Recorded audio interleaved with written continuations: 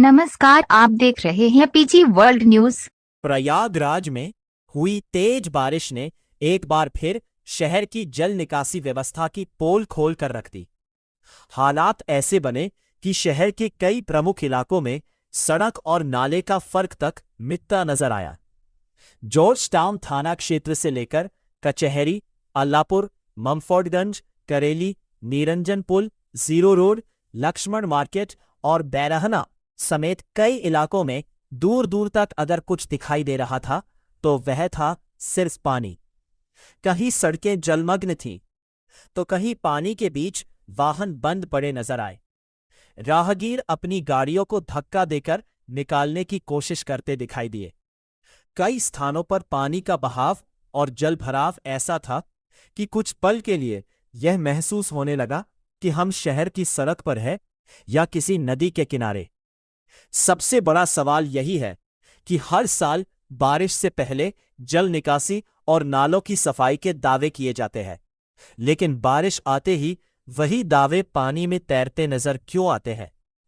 हालांकि इस मुश्किल घड़ी में पुलिस की भूमिका जरूर सराहनीय दिखाई दी। जो पुलिसकर्मी आमतौर पर थानों और चौकियों में कानून व्यवस्था संभालते रहे, वही आज जल भराव वाले रास्तों पर उतरकर लोगों की मदद करते नजर आए।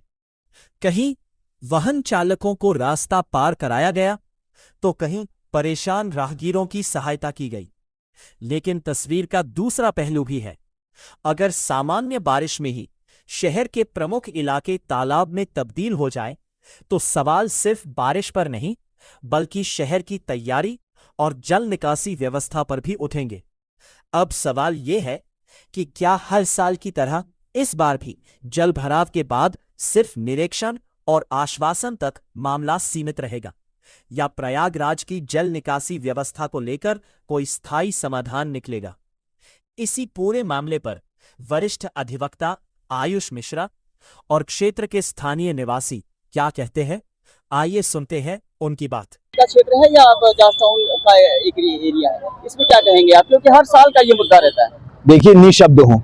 जिस प्रकार से जो बदहाली व्यवस्था है, जहाँ एक तरफ सरकार और उनके जो नुमाइंदे हैं वो स्मार्ट सिटी की बात करते हैं, और आज वो स्मार्ट सिटी का जीता जागता उदाहरण देखने को मिल रहा है कि किस प्रकार से पूरा प्रयागराज जलमग्न हो चुका है।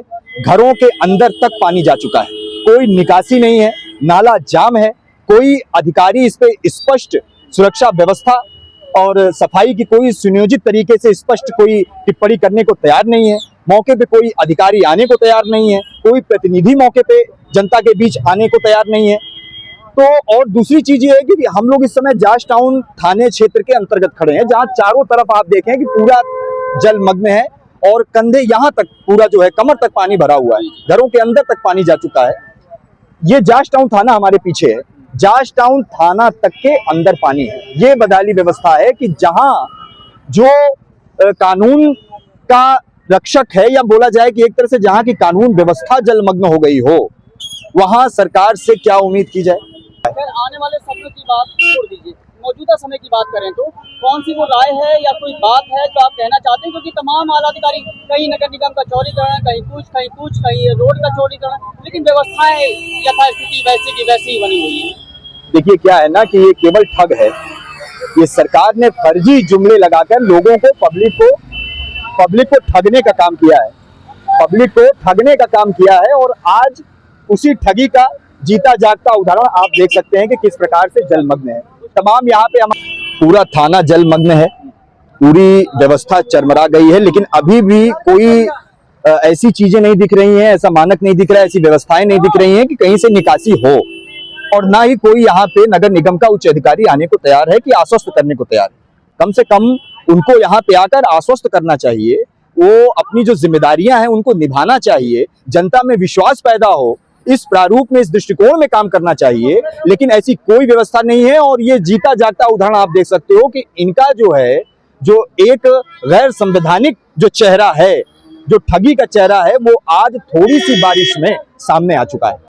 अब ये जनता को सोचने की आवश्यकता है कि हमें, जो हम अपने प्रतिनिधियों को चुनते हैं, उनसे प्रश्न करने की आवश्यकता है कि आप टैक्स तो हमसे लेते हो, टैक्स की वसूली करते हो, स्मार्ट मीटर के नाम पर ठगी करते हो जनता से, लेकिन जब धरातल पर उतरकर एक सही दृष्टिकोण से काम करने की बात आती है तो आप चुप क्यों हो जाते हो? आपके अधिकारी कहां भाग जाते हैं? सरकारें बाउंड क्यों हो जाती हैं? देखिए अपना एक सिपाही बेचारा प्रताड़ित है, देखिए एकदम जूम कर लीजिए अपने हिसाब से।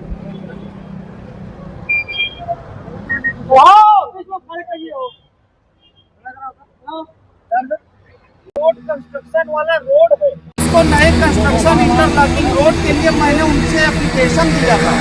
आज मेरे पास वो रिसीविंग रखी हुई है। 20 जनवरी 2025 से आज तक मेरे मोहल्ले में रोड नहीं बनी है।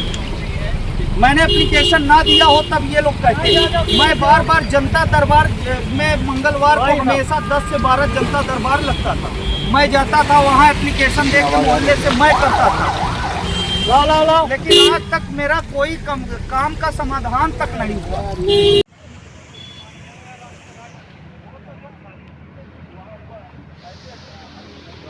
ऐसी ही प्रमाणित और ग्राउंड रिपोर्टिंग के लिए पीजी वर्ल्ड न्यूज़ को सब्सक्राइब करें। खबर पसंद आए तो लाइक करें, शेयर करें और अपनी राय कमेंट में ज़रूर बताएं। पीजी वर्ल्ड न्यूज़, सच के साथ।